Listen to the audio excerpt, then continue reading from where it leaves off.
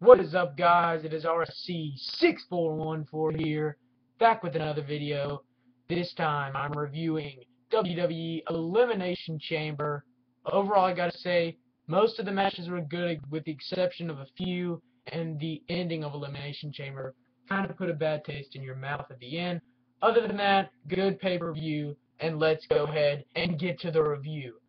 The first match we have is the pre-show match, Cody Rhodes and Goldust of the Brotherhood versus Ryback. This match was pretty good for pre-show match standards.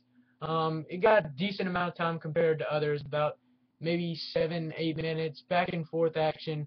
Basically what happened, Curtis Axel was going for the Hangman facebuster finish. Curtis Axel's grandfather, on a side note, Larry the Axe Hennig from AWA, was ringside for Curtis Axel. Curtis Axel's going for the Hangman's facebuster. Cody Rhodes hit the crossroads on Curtis Axel for the 1, 2, 3. Cody Rhodes and Goldust defeated Team Ryback in a good match for pre-show. Overall grade, I'd give it 2.25 stars out of 5, 2.25 out of 5. The next match we kick off the show with Big E. 3 ain't enough, man. I need 5. The Intercontinental Champion defending his title against Jack Swagger. Overall, the match was pretty good. I enjoyed it. Good opener. Good way to start off the show on the main card. I really enjoyed it. Big E would end up hitting the big ending on Jack Swagger for the 1, 2, 3, the pin, and the win. Big E would retain. Overall, I gotta say, good match. Overall grade, I'd give it 3 stars out of 5. This was a good match. I really enjoyed it. One of the better ones, I thought, that people aren't really giving much credit for. Jack Swagger locked in the Patriot Lock a couple of times, was countered. Big E eventually would go for the big ending. And at some point, I thought Jack Swagger might actually pull off the win and win the Intercontinental title.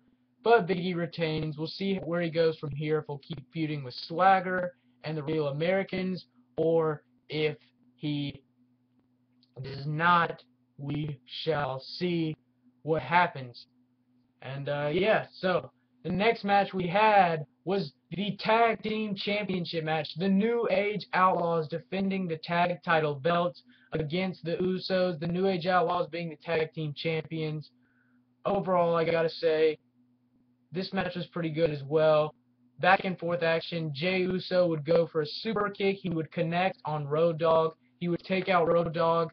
And then Billy Gunn would come from behind, roll up Jey Uso, use the tights, the heel tactics for the 1, 2, 3. Billy Gunn would roll up Jey Uso, pick up the win using the heel tactics, holding the tights, and the New Age Outlaws would retain the tag titles. Good match. Overall grade, I'd give it 2.75 out of 5, 2.75 stars out of 5. Good match, and we'll see what happens. The Usos, I think they'll have their moment at WrestleMania and win the tag titles. I think there'll be more than one team involved in it going after the New Age Outlaws. So it should be interesting to see what happens here. Then we would have Darren Young versus Titus O'Neil, former tag partners of the Primetime Players, going at it one-on-one. Not much here. One of the least exciting matches of the night. Titus O'Neil would beat Darren Young with Clash of Titus finisher, and Titus O'Neil would get the win here over Darren Young. Where does Darren Young go from now? I don't know. I think he'll be buried on the roster, unfortunately. Titus O'Neil will move on, and we'll see what happens. Titus O'Neil wins. Overall grade, I'd give this match 2 stars out of 5. And then we have the next match. We had some Bad News Barrett segments, 3 or 4, throughout the show, and basically insulting the U.S. and the fans that were in attendance. The next thing we would have the Shield versus the Wyatt Family. Sierra Hotel India Echo Lima Delta Shield versus the Wyatt Family. Follow the buzzards. This was a great match. Best match of the night. Definitely lived up to the hype and all the expectations. Good stuff from all the guys in this match. At one point, Seth Rollins did he jumped over the top rope, kind of a swanton bomb flip almost. He took out Luke Harper, who had just gone for a suicide dive on Dean Ambrose. Rowan hit a drop kick, Harper hit a drop kick, pulling out moves that you hadn't seen before from those types of guys. Bray Wyatt would throw Dean Ambrose over the barricade. They would brawl, Bray Wyatt and Dean Ambrose outside of the ring. Dean Ambrose, we don't know what happened to him. Get somebody alerted, alert the authorities, because Dean Ambrose is missing. I'm just kidding, but we'll see what happens. I don't know where Dean Ambrose went. I'm sure we'll see him tomorrow on Raw. Bray Wyatt gets back in the ring. Seth Rollins gets double choke slammed by Eric Rowan and Luke Harper of the Wyatt family right through the announce table. Rest in peace, Spanish announce table. He choke slammed Seth Rollins right through. So now it's just Roman Reigns and the 3 members of the Wyatt family left. Roman Reigns fights off Eric Rowan. Superman punch. Superman punches Bray Wyatt. Then Luke Harper is trying to fight Roman Reigns. Reigns spears Harper. He's about to pin Harper. Bray Wyatt gets up, hits the Sister Abigail on Roman Reigns with a 1, 2, 3. Bray Wyatt and the Wyatt family pick up the win here over the Shield. Good match, best match of the night. Might be match of the year contender. Overall grade, I'd give it 4.25 stars out of 5. 4.25 out of 5. Good match overall. And then after that, we would have a Divas Championship match, AJ Lee versus Cameron. Whatever match. There was just kind of a whatever thing here. Basically, Tamina would go for a super kick on Cameron. She'd miss, hit AJ. Cameron would put AJ in the ring. There was a 1-2. Tamina pulled the ref's leg. He called for a DQ. Cameron wins via disqualification, but AJ Lee retains the Divas Championship. Overall grade, I'd give this match 1.25 stars out of 5. 1.25 out of 5. Then we've got Alberto Del Rio. Del Rio equals greatness, taking on Batista. This match was back and forth, a good singles match. I enjoyed it. Definitely better than what people would give it credit for, to be honest, because the crowd really got this match into a for what it was worth, it was a good singles match. Let me just put it that way. I wasn't expecting too much going in. I got more than what I was expecting. Del Rio came out with a crutch and a jumpsuit on, acting like he was hurt with his neck brace. He would then beat Batista up in the ring with his crutch, take off the brace, take off the suit, and he'd be in his wrestling gear. Batista has been swerved.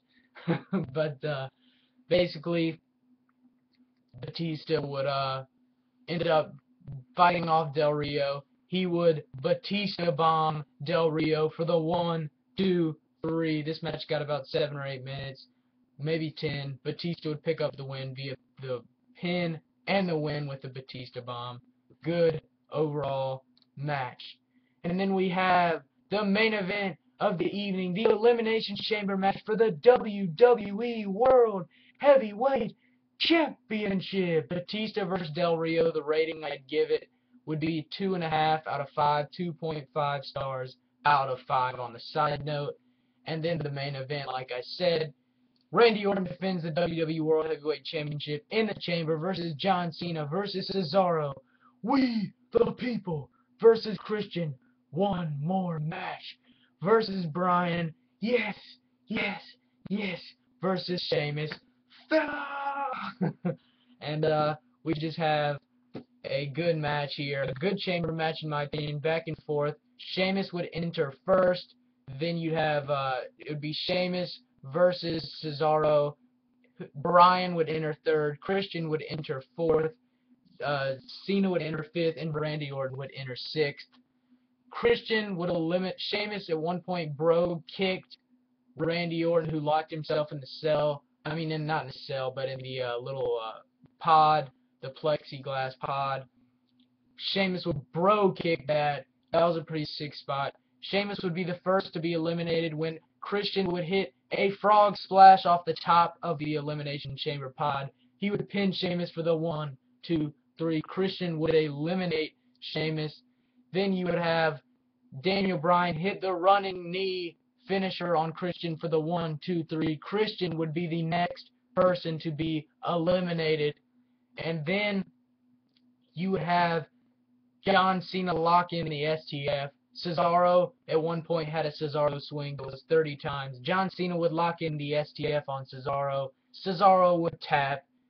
Cesaro once again loses to Cena. He gets AA'd, STF'd, buried by Cena. WWE. I thought he should have stayed in the match a lot longer than he did, but he didn't, unfortunately. I was going for Cesaro. Realistically, I knew he wouldn't win, but I thought he'd be in the match longer. I was a little disappointed in that.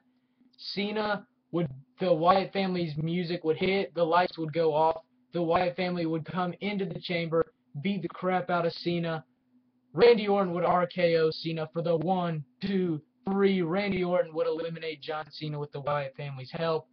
Then the COO, or not the COO, the Kane would come out, director of administrative operations or whatever. Kane would come out. He'd check on John Cena.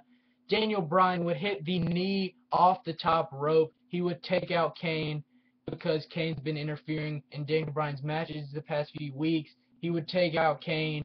Then you would have a back and forth contest with Daniel Bryan. Randy Orton would RKO Daniel Bryan for the 1, 2. Daniel Bryan would kick out. I thought Randy Orton had a chance of winning that at that point.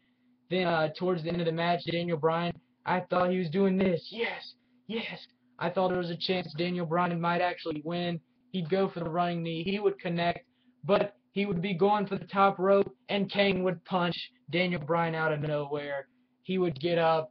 Randy Orton would get up. He would RKO Daniel Bryan for the 1, 2, 3. Randy Orton would retain the WWE World Heavyweight Championship with the assistance of Kane. Another screwy finish, which would put a bad taste in my mouth, and probably a lot of yous put a bad end to the pay-per-view. I thought Bryan should have won. He didn't.